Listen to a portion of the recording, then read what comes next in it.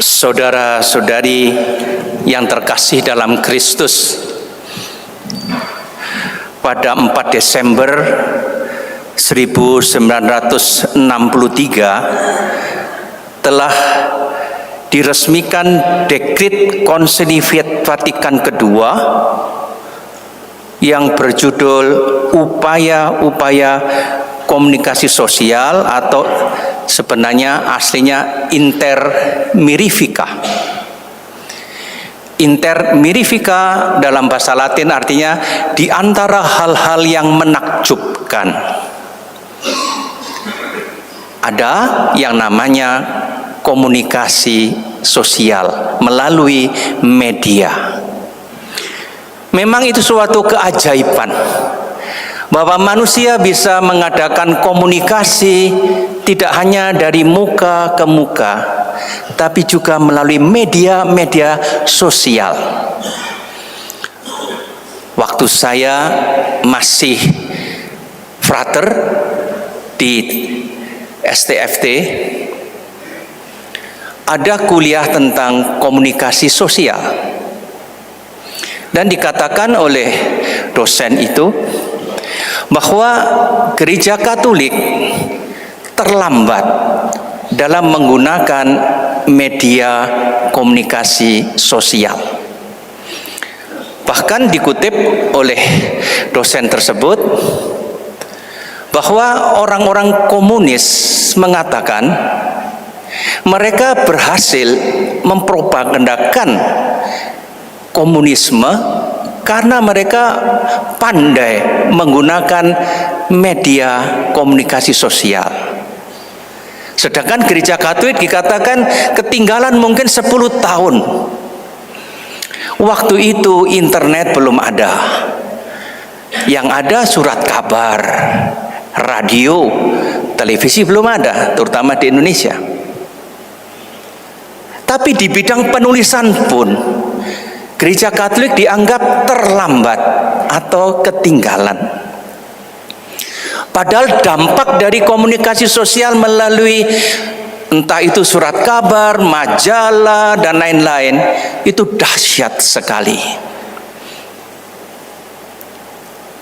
Lalu perkembangan lebih hebat lagi. Hal-hal yang menakjubkan yang belum dilihat oleh para bapak konsili adalah seperti sekarang AI. Melalui internet kita bisa berhadapan muka secara tidak langsung melalui video call.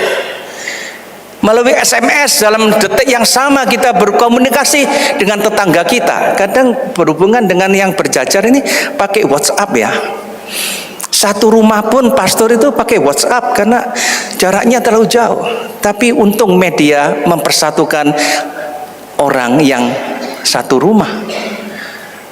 Dan kita tahu banyak entah namanya YouTube, Instagram, TikTok dan sebagainya yang dipakai oleh orang pada masa sekarang, dan dampaknya luar biasa, dapat mempengaruhi opini masyarakat dalam waktu singkat. Dalam perjalanan tadi dari keuskupan ke sini, Monsinyur Cipayung masih mengatakan dampak dari apa yang disiarkan di televisi atau yang direkam dalam YouTube dan lain-lain tentang kunjungan Paus Fransiskus ke Indonesia, tentang pemilihan Paus, tentang pelantikan Paus yang semua bisa disaksikan sekarang, ternyata membuat banyak orang tertarik untuk masuk Gereja Katolik, dan itu terjadi di banyak negara. Ya, di Indonesia yang jelas di Kota Malang gereja-gereja sangat penuh sehingga kewalahan, lebih banyak yang di luar daripada yang di dalam gereja. Para saudara yang terkasih, inilah hal-hal menakjubkan yang dilihat oleh gereja. Dan tadi saya katakan ini dinyatakan, diresmikan sebagai dekrit tingkatnya dekret ya, bahkan pada tahun 1963. Berarti termasuk yang paling cepat yang dikeluarkan oleh Konsili Vatikan kedua. Karena mungkin pentingnya, maka dibicarakan lebih awal. Dan saya mau mengutip saja apa yang dikatakan dalam Inter Mirifica nomor 2. Bunda Gereja menyadari bahwa upaya-upaya itu kalau digunakan dengan tepat dapat berjasa besar bagi umat manusia, sebab sangat membantu untuk menyegarkan hati dan mengembangkan budi, dan untuk menyiarkan serta memantapkan kerajaan Allah. Yang dimaksud adalah menggunakan media komunikasi sosial. Para saudara yang terkasih, pernah saya dengar ada penelitian yang mengatakan kata yang paling sering muncul dalam media sosial ternyata adalah kata aku. Tanda bahwa manusia cenderung mewartakan diri sendiri. Entah itu lewat konten-konten yang dibuat. Orang berlomba untuk membuat konten, berlomba untuk mewartakan diri menjadi populer. Dan itu bahayanya. Orang mewartakan diri sendiri. Dalam bacaan pertama yang kita dengar tadi, Santo Paulus dengan jelas mengatakan, yang kami beritakan bukan diri kami sendiri. Bukan diri kami sendiri. Yang kami wartakan adalah Yesus Kristus sebagai Tuhan. Dan kami sendiri sebagai hamba-Mu karena kehendak Yesus. Maka penting bagi gereja yang mengadakan hari komunikasi sosial sedunia tiap tahun, dan juga di Indonesia perayaan komunikasi sosial nasional, selalu diingatkan di satu sisi kehebatan dan manfaat dari media komunikasi sosial, tetapi di sisi lain juga bahaya-bahayanya, dan termasuk di dalamnya bahaya mewartakan diri sendiri dan bukan mewartakan Injil atau Yesus.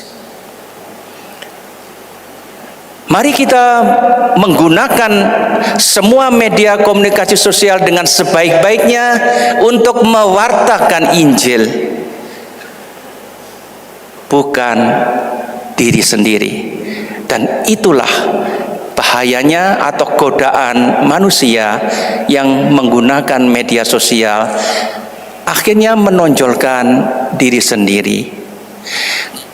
Billy Graham, pendeta terkenal dari gereja Protestan, sudah lama memberikan peringatan bahwa ada pengkhotbah yang pada akhirnya menjadi sangat tenar, tapi bukan Yesus yang menjadi tenar. Sebaiknya kalau menurut saya, ingat akan Injil Yohanes.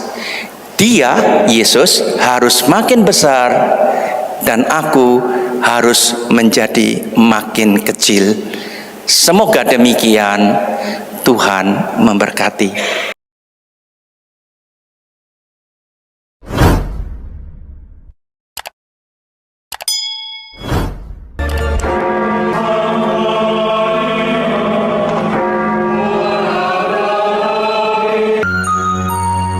Sahabat peradaban kasih yang terkasih, sampai jumpa pada episode berikutnya. Terima kasih atas kebersamaan kita. Salam peradaban kasih dari Alodis. Berkah dalam